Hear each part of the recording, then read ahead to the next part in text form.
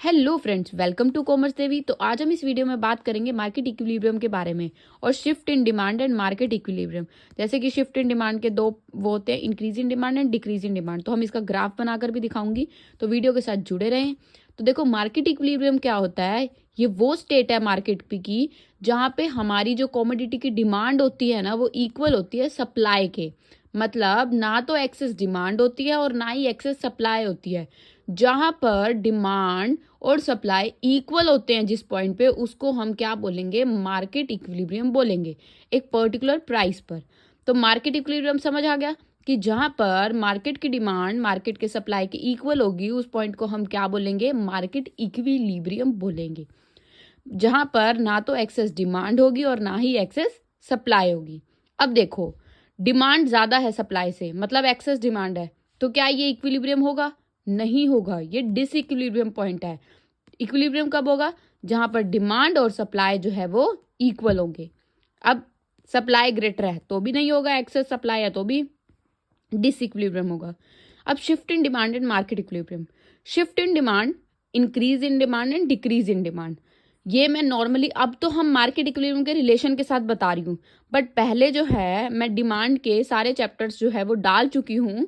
Description में link given है, जिसको भी नहीं पता है वो जाकर देख सकता है। देखो, increase in demand, demand increase होती है तो डिमांड कर्व जो है वो क्या आ जाता है, राइटवर्ड चला जाता है। और जब डिक्रीज होती है तो लेफ्टवर्ड चला जाता है। तो हम ग्राफ बनाकर देखते हैं, तो मैं डिटेल में आपको समझाती हूँ।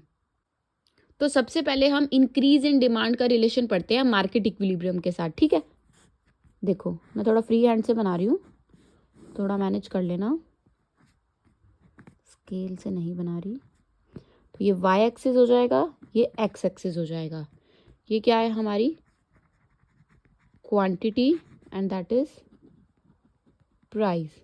अब दो तीन बातें जो है हमें लर्न करनी है कि जो सप्लाई जो होगी वो कांस्टेंट होगी। यहाँ पे हमें इसको कांस्टेंट दिखाना है।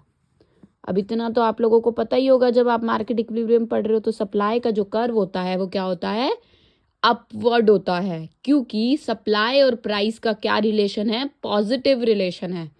और वहीं जो डिमांड का कर्व होता है, जो डिमांड का कर्व होता है वो क्या होता है, डाउनवर्ड होता है। क्यों? क्योंकि डिमांड और जो प्राइस का रिलेशन है दैट इज नेगेटिव रिलेशन है। समझ आया?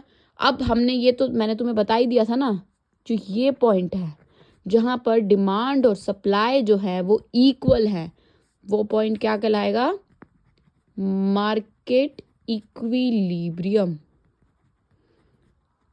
ठीक है, जहां पर मार्केट सप्लाई जो है वो मार्केट डिमांड के इक्वल है। समझ आई? अब हमें डिमांड इंक्रीज करनी है। अब हम सोचते हैं किस वजह से इंक्रीज होगी, कंज्यूमर की इनकम बढ़ गई। जब कंज्यूमर की इनकम बढ़ेगी, इसका मतलब है हमारी डिमांड जो है वो बढ़ जाएगी। एक एज ए कंज्यूमर सोच के देखो, जब हमारी इनकम बढ़ रही है मतलब हमारी डिमांड भी बढ़ रही है। तो डिमांड कहाँ चली जाएगी, राइटवर्ड चली जाएगी।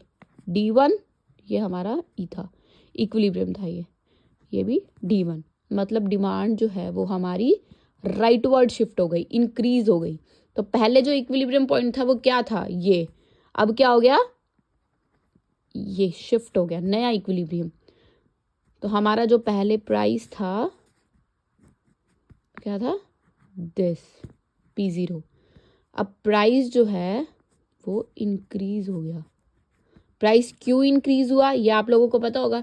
जब मार्केट में डिमांड बढ़ जाती है, इतना पता है ना, जब मार्केट में डिमांड बढ़ जाएगी तो अपने आप उस जो कॉमोडिटी के प्राइस है वो इंक्रीज हो जाते हैं। समझ आई मेरी बात? अगर अब समझ आ गया, देखो, कंज्यूमर की इनकम बढ़ गई, इनकम बढ़ने से डिमांड बढ़ गई, डिमांड राइटवर्ड चली गई, इक्विलिब्रियम शिफ्ट होकर यहां चला गया और प्राइस जो है वो इंक्रीज हो गया। Any doubt? अब हम देखते हैं डिक्रीज इन डिमांड। देखो, डिक्रीज इन डिमांड का बनाते हैं हम। ये देखो, बिल्कुल सेम वैसे ही बनाएंगे जो हमने बनाया है। ये हो जाएगा वाई एक्सिस, ये हो जाएगा x axis, that is quantity, that is price. अब इसमें क्या है, डिक्रीज होएगी डिमांड। कैसे? सबसे पहले हम सप्लाई कर्व बना देंगे, ठीक है। अब हमने बनाई ये डिमांड, ये पॉइंट क्या हो जाएगा हमारा, इक्विलिब्रियम हो जाएगा, जहां पे सप्लाई और डिमांड जो है वो इक्वल हो रही है। ठीक है, तो ये हमारा पॉइंट ई हो जाएगा। अब क्या हो गई, डिमांड जो है वो लेफ्टवर्ड शिफ्ट हो गई। किस वजह से?